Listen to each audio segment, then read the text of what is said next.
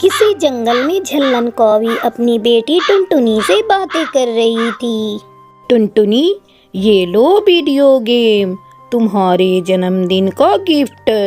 इससे खेलना, और हाँ, इसे अपनी सहेलियों को छूने मत देना, नहीं तो वो तोड़ देंगी।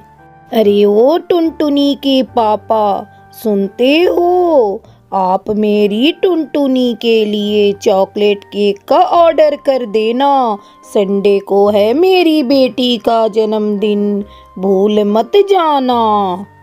पापा, आप मुझे क्या गिफ्ट दोगे? बिटिया, तू चिंता ना कर, मैं तेरे जन्मदिन पर तुझे महंगी वाली मोबाइल फोन दूंगा।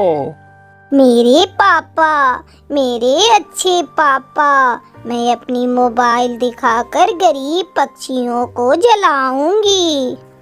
मेरी रानी बिटिया, अब तुम अपने वीडियो गेम से खेलो, मैं चली नदी पर पानी पीने।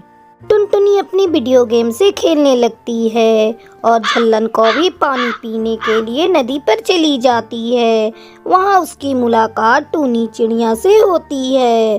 टूनी अपनी बेटी के साथ नदी पर पानी पीने आई थी। अच्छा हुआ झल्लन बहन, आप यहीं मिल गई, नहीं तो मुझे आपके घर जाना पड़ता। क्या बात है चिड़िया, तुम्हें मेरे घर क्यों आना था? वो ऐसा है ना, मेरी बेटी चिंकी का संडे को जन्मदिन है। मैंने सारे पड़ोसियों को न्योता दे दिया है, बस आप ही बची थी। आप मेरी बिटिया के जन्मदिन पर आशीर्वाद देने जरूर आना। हाय मैं मर जाऊं, तुम गरीब पक्षी भी जन्मदिन मनाना शुरू कर दिया। चिंकी, तेरी मम्मा तुझे क्या गिफ्ट देगी? आंटी, मेरी मम्मा मुझे अच्छी वाली किताबें गिफ्ट करेंगी।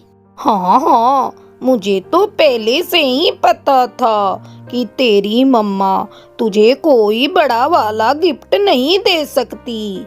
मेरी बिटिया टुनटुनी का भी जन्मदिन संडे को है।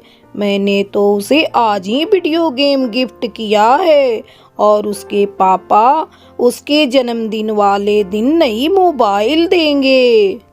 बुरा ना मानना झल्लन बहन, मोबाइल की जगह अपनी बेटी को कोई अच्छी ज्ञान वाली किताब देती तो ज्यादा अच्छा होता। तुम ही दो अपनी बिटिया को किताबें, तुम्हारे पास इतना पैसा नहीं जो तुम अपनी बेटी को महंगे गिफ्ट दे सको। खैर, मैंने भी अपनी टुनटुनी की ग्रैंड जन्मदिन पार्टी रखी है। स्वादिष्ट भोजन करना हो तो चली आना मेरे घर। अब मैं चलती हूँ, मुझे बहुत तैयारियां करनी है। इतना कहकर झल्लन कौवी वहाँ से चली जाती है। मम्मा, ये झल्लन आंटी बहुत अमीर है ना, इनके पास बहुत पैसा है। हाँ चिंकी बिटिया, झल्लन के पास बहुत पैसे हैं, लेकिन वो हमसे भी गरीब है, क्योंकि उसके पास अपनी बिटिया को देने के लिए समय नहीं है। अब घर चलो बेटा, बहुत देर हो रही है। 2 दिन बाद संडे आ जाता है। चिंकी आज बहुत खुश थी, क्योंकि उसकी मम्मा ने घर में ही हलवा बनाकर उसे केक की तरह सजा दिया था। उधर टुनटुनी भी केक काटने की तैयारी कर रही थी। क्या बात है टुनटुनी यार, तेरे मम्मी पापा आज यहाँ नहीं हैं, हमें बहुत देर हो रही है, जल्दी से केक काट, फिर हमें टुनी आंटी के घर भी जाना है, क्योंकि चिंकी ने हम सभी को बुलाया है अपने जन्मदिन पर। अगर हम नहीं गए तो वो उदास हो जाएगी। यार थोड़ी देर और रुको, अभी मेरे मम्मी पापा आ जाएंगे। बहुत देर हो जाती है, लेकिन टुनटुनी के मम्मी पापा नहीं आते। यार हम सब जा रहे हैं, तेरे मम्मी पापा आ जाएं तो केक काट लेना। इतना कहकर टुनटुनी की सभी सहेलियां चिंकी के घर चली जाती हैं। क्या बात है बच्चों, तुम लोगों ने आने में बहुत देर लगा दी। चिंकी बहुत देर से तुम लोगों का इंतजार कर रही है। क्या बताऊं टूनी आंटी, टुनटुनी के मम्मी पापा अभी तक नहीं आए। टुनटुनी ने उन्हें कई बार फोन किया पर वो तो किसी पार्टी में बिजी हैं। तो क्या टुनटुनी ने अकेले ही केक काट लिया? नहीं आंटी, वो तो रो रही है। तभी टुनटुनी अपना केक लेकर चिंकी के घर आ जाती है। टूनी आंटी, क्या मैं भी अपना जन्मदिन चिंकी के साथ मना सकती हूँ? मेरे मम्मी पापा के पास मेरे लिए समय नहीं है। हाँ हाँ टुनटुनी बेटा, क्यों नहीं, हम तुम दोनों का जन्मदिन एक साथ मनाएंगे। फिर सभी मिलकर टुनटुनी और चिंकी का जन्मदिन खुशी खुशी मनाते हैं।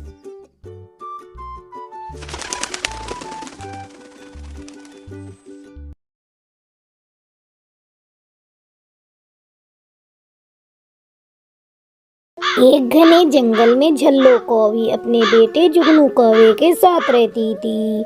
जुगनू शहर में नौकरी करता था। एक दिन वो अपनी मालिक की बेटी टुनटुनी से शादी कर लेता है और उसे लेकर अपने घर आता है। ओए होए बेटा, ये तेरे साथ कौन है? अम्मा, ये टुनटुनी है, इससे मैंने शादी कर ली है। अब ये मेरी पत्नी और तुम्हारी बहू है। पाए लागो माँ जी। हट, चल दूर हट, तू मेरी बहू नहीं हो सकती। और क्यों रे नासपीटे, इसी दिन के लिए मैंने तुझे पाल पोस कर इतना बड़ा किया था कि एक दिन तू मेरी मर्जी के खिलाफ शादी करके किसी को भी लेकर अपने घर आए और मैं उसे अपनी बहू मान लूं। अच्छा हुआ जो आज तेरे पिताजी ये दिन देखने के लिए जिंदा नहीं है, वरना तेरी इस करतूत को देखकर वो खुद ब खुद मर जाते। चला जा इस मनहूस को लेकर, इसकी शक्ल भी मैं नहीं देखना चाहती। माँ जी, आप ऐसा क्यों कह रही हैं? आपके आशीर्वाद की हमें बहुत जरूरत है। क्या तूने माजी की रट लगा रखी है? परे हट, तू अपने गंदे जुबान से मुझे माजी कहना बंद कर और अपने इस नालायक पति के साथ यहाँ से चली जा। यहाँ से चलो टुनटुनी, हम अपनी अलग दुनिया बसाएंगे। फिर जुगनू अपनी पत्नी को लेकर अलग घर बसा लेता है। समय पंख लगाकर उड़ने लगता है। टुनटुनी 2 बच्चों की माँ बन जाती है। एक दिन टुनटुनी का बेटा गोलू उससे कहता है, मम्मा, पापा और आप हमेशा कहते रहते हो कि हमारी दादी माँ है, पर दादी माँ हमारे घर क्यों नहीं आती? बेटा, तुम्हारी दादी माँ हम लोगों से नाराज हैं, लेकिन अब तुम लोग बड़े हो गए हो, तुम्हें देखकर तुम्हारी दादी जरूर मान जाएंगी। हाँ मम्मा, हम अपनी दादी माँ को मनाएंगे। जब हमारे स्कूल की गर्मियों की छुट्टी होगी, तब हम दादी माँ के पास चलेंगे। हाँ टूनी बेटा, हम जरूर तुम्हारी दादी माँ के पास जाएंगे। दोनों बच्चे दादी के घर जाने की बात सुनकर बहुत खुश हो जाते हैं। कुछ दिन यूं ही बीत जाते हैं। अचानक एक दिन जुगनू की तबीयत बिगड़ जाती है। मुझे वचन दो टुनटुनी, अगर मुझे कुछ हो गया तो तुम बच्चों को लेकर माँ के पास चली जाना, शायद माँ मान जाए। आप ऐसा क्यों बोल रहे हो जी? आपको कुछ नहीं होगा, आप बहुत जल्द ठीक हो जाओगे। फिर हम सब साथ में चलेंगे माँ जी के पास। लेकिन एक दिन जुगनू की मौत हो जाती है। टुनटुनी अपने बच्चों को लेकर अपने ससुराल आती है। करमजनी, अब तू यहाँ क्या करने आई है?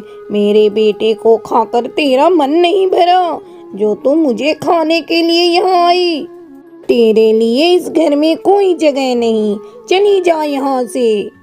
माँ जी, ये आपके पोता पोती हैं, इनके पिता ने मरते समय मुझसे वचन लिया था कि मैं इन्हें लेकर आपके पास आ जाऊं। हमारा आपके सिवा कोई नहीं। आप अपने घर में मुझे एक कोना दे दीजिए। मैं बच्चों को लेकर वहीं पड़ी रहूंगी। निकल निकल जा मेरे घर से, तुझसे मेरा कोई नाता नहीं, और जाते जाते बेटे को यहीं छोड़ जा। इतना कहकर झल्लो कौवी टुनटुनी से उसका बेटा गोलू छीन लेती है और उसे वहां से भगा देती है। माँ जी, मेरे बेटे को वापस कर दीजिए। मैं अपने बेटे को छोड़कर कहीं नहीं जाऊंगी। दरवाजे पर खड़ी टुनटुनी काफी देर तक अपने बच्चे को मांगती रहती है, लेकिन झल्लो कौवी उसके बेटे को वापस नहीं करती। मम्मा, दादी बहुत गंदी है। उसने गोलू को भी छीन लिया। अब हम कहाँ जाएंगे मम्मा? तू मत रो बेटा, हमारी किस्मत ही हमसे रूठ गई है। वो देख, वहाँ सामने गीली मिट्टी है। चल हम लोग चलकर अपना मिट्टी का घर बनाते हैं और हम लोग यहीं दादी के घर के सामने ही रहेंगे। देखते हैं वो कितना दिन हमसे नाराज रहती है। इस तरह टुनटुनी अपने ससुराल के सामने ही मिट्टी का घर बनाकर रहने लगती है।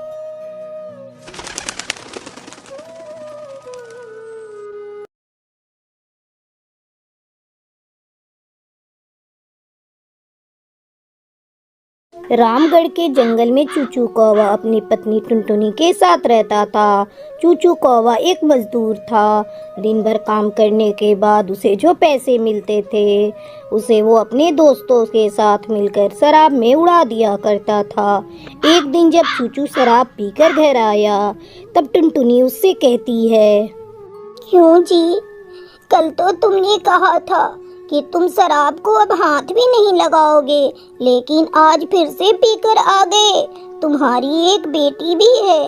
कभी तुमने अपनी बेटी के बारे में सोचा है?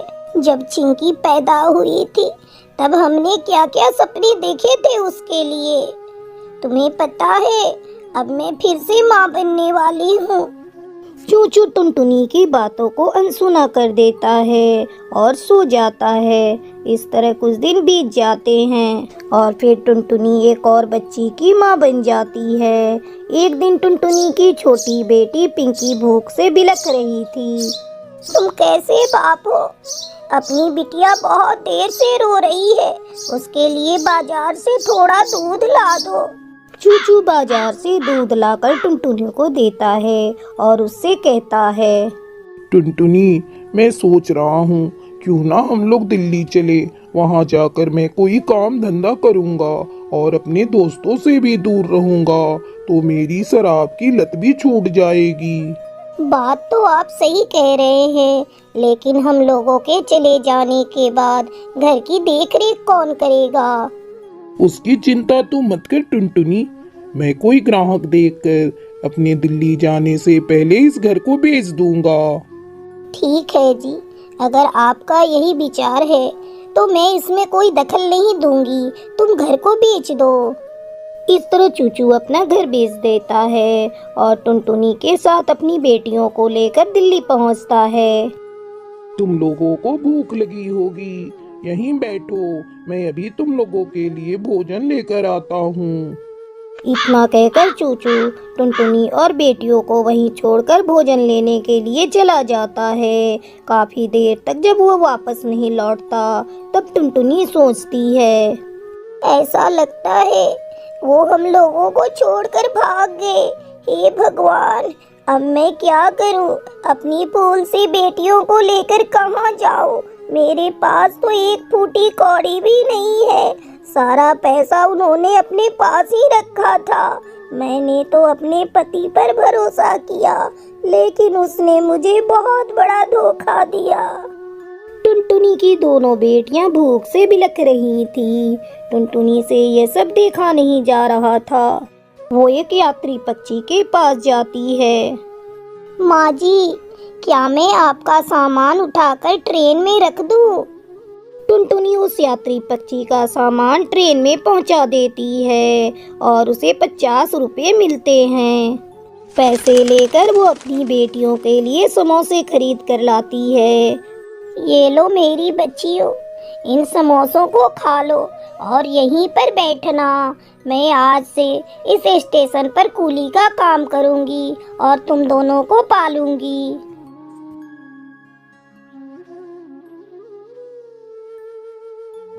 मम्मा, ये समोसा तो बहुत ही स्वादिष्ट है। आप कल फिर से लेकर आना। नहीं